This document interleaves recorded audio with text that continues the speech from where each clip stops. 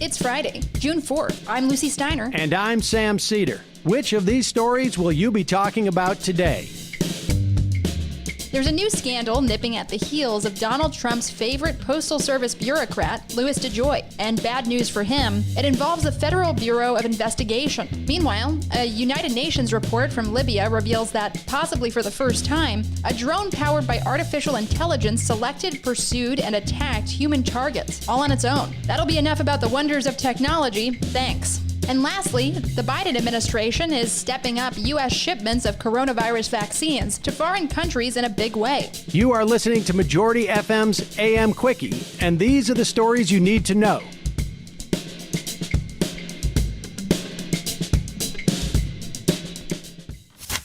He's one of Trump's last holdovers, but maybe not for long. The Washington Post reports that the FBI is investigating Postmaster General Louis DeJoy in connection with campaign fundraising activity involving his former business. FBI agents in recent weeks interviewed current and former employees of DeJoy and the business, asking questions about political contributions and company activities. Prosecutors also issued a subpoena to DeJoy himself. A DeJoy spokesman confirmed the investigation, but insisted DeJoy had not knowingly violated any laws. The inquiries could signal legal peril for the controversial head of the nation's mail service, though DeJoy has not been charged with any crimes. Asked yesterday whether President Joe Biden believed DeJoy should step down, White House Press Secretary Jen Psaki said Biden would leave the process to the Department of Justice. The Post says DeJoy, who was appointed to run the Postal Service by its Board of Governors last May, has been dogged by controversy for almost his entire time in office. Soon after starting the job, he imposed cost-cutting moves that mail carriers blamed for creating backlogs across the country. Democrats accused the prominent GOP fundraiser, who personally gave more than $1.1 million to Trump's re-election campaign and the Republican Party, of trying to undermine his own organization because of Trump's distrust of mail-in voting. And they were totally right about that. But it seems it'll be other previously hidden misdeeds that will bring down this dastardly saboteur.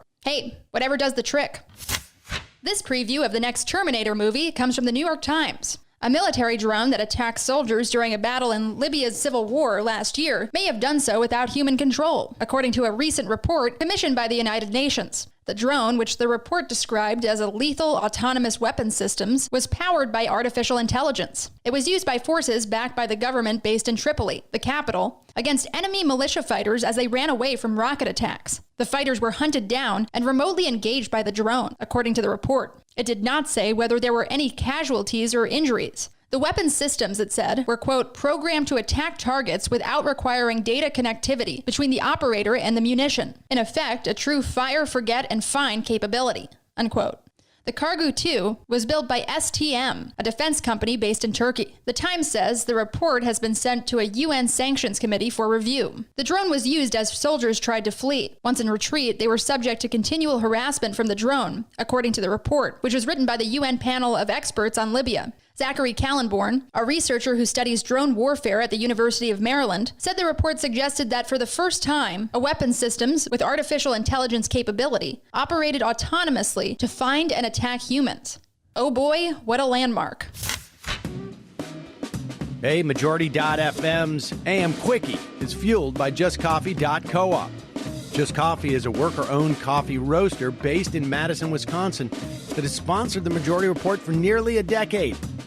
Check out their collection of fair trade roasts, including our own Majority Report blend. And regardless of what you order, receive 10% off of your order when you use the code MAJORITY at checkout. All shipping, of course, is free. That's coupon code MAJORITY at justcoffee.coop.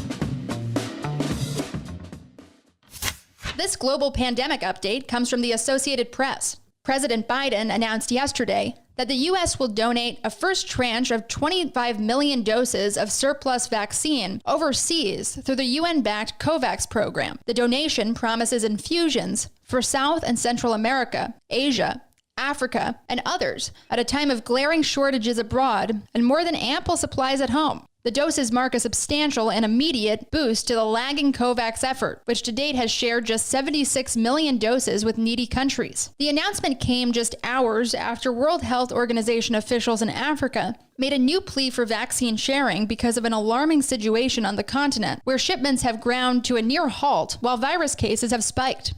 The AP says that overall, the White House has announced plans to share 80 million doses globally by the end of June. Of the first 19 million donated through COVAX, approximately 6 million doses will go to South and Central America, 7 million to Asia, and 5 million to Africa. The remaining 6 million in the initial distribution will be directed to U.S. allies and partners. In a statement, Biden said, quote, "As long as this pandemic is raging anywhere in the world, the American people will still be vulnerable. And the United States is committed to bringing the same urgency to international vaccination efforts that we have demonstrated at home," unquote.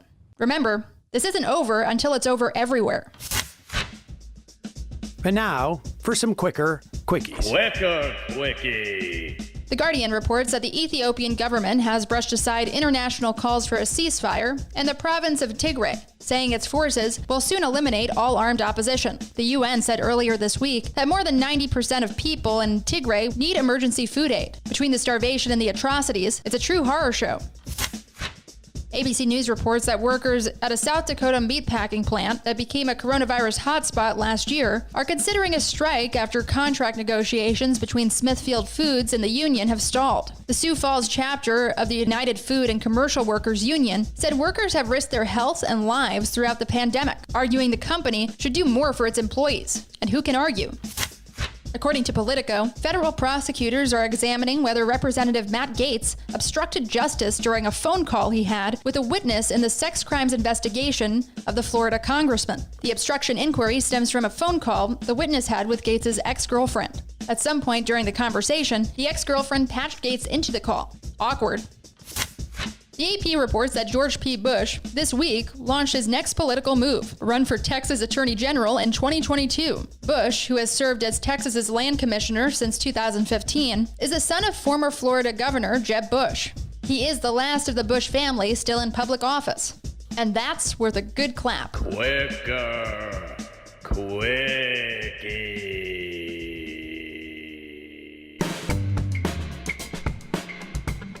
That's it for the Majority Report's AM Quickie today.